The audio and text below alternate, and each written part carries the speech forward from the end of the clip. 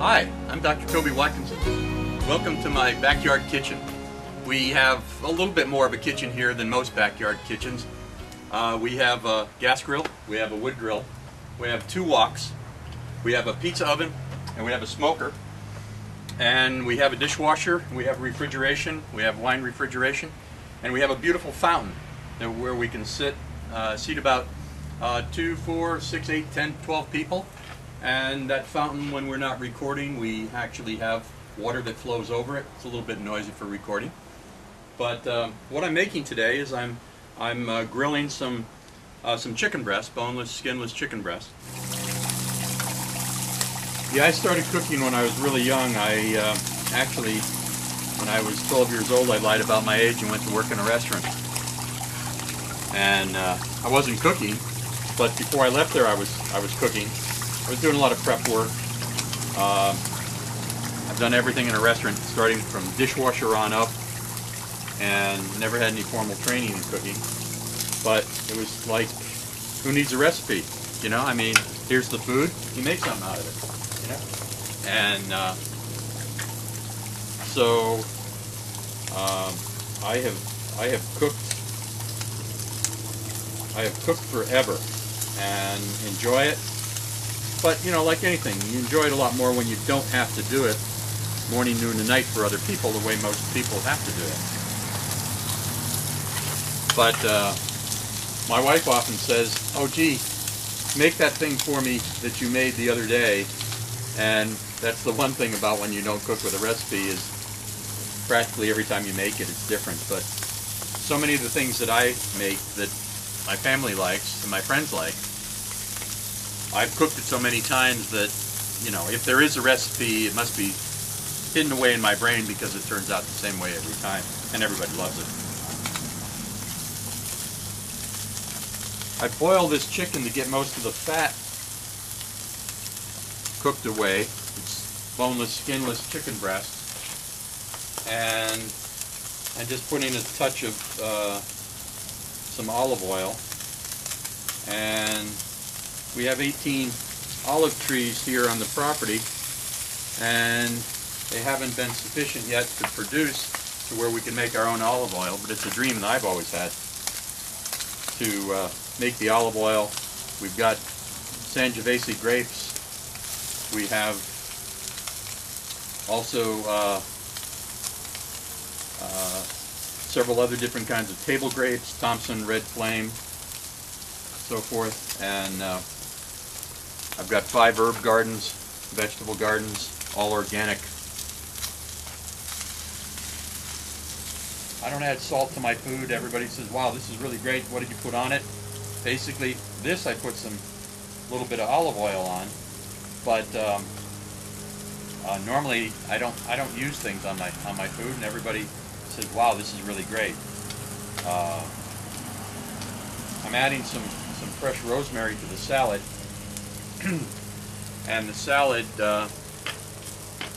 dressing that I'm using right now, because I am following one of my diets, and I've developed several diets through the years, but one of my diets right now that I'm following has no fat in it, and so I have been using things like lemon, a little rice vinegar on my salads, and it really makes for a nice taste. And when you use fresh herbs like rosemary, I use rosemary a lot because I have a lot of it, but I also have lemons. These lemons are organic. They're from my trees here on the property. And then I also use rice vinegar. I use unsweetened, unflavored rice vinegar, and I really find that together with the lemons I use are Myers lemons, which are half orange, half lemon, and they don't have the same bite as other lemons, so there's a little bit of sweetness to it, but certainly not so much that it makes a problem with any dietary issue. I like romaine lettuce, and I have grown some of my lettuces. This is actually organic from an organic market, locally grown. I always try to support the local establishments the local farmers, so forth. I think it's good practice. I read something not long ago about how we were going to sustain people with food by 2040, 2050. I'll be long gone, but the situation is that they're not going to be able to commercially raise enough food to supply that amount of people, and they're really going to have to, everybody's going to be looking to their yards to grow their food.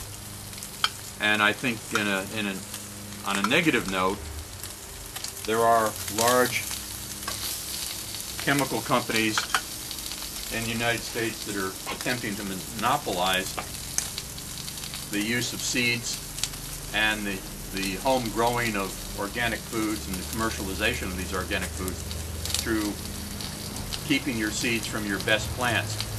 And my father used to keep all his seeds, and he had them all categorized. He always took his best plants, and he had a large organic garden. And when I was young, I started in that garden. When I said, "Dad, can I have some money?" He said, "Here's a shovel. Let's see how much work you can do, and I'll talk to you about the money later." But we used to start, as soon as the ground would thaw, we would start turning the ground over. He would have manure brought in, aged manure, we shared the garden with a man next door who didn't have enough property to have a garden on it.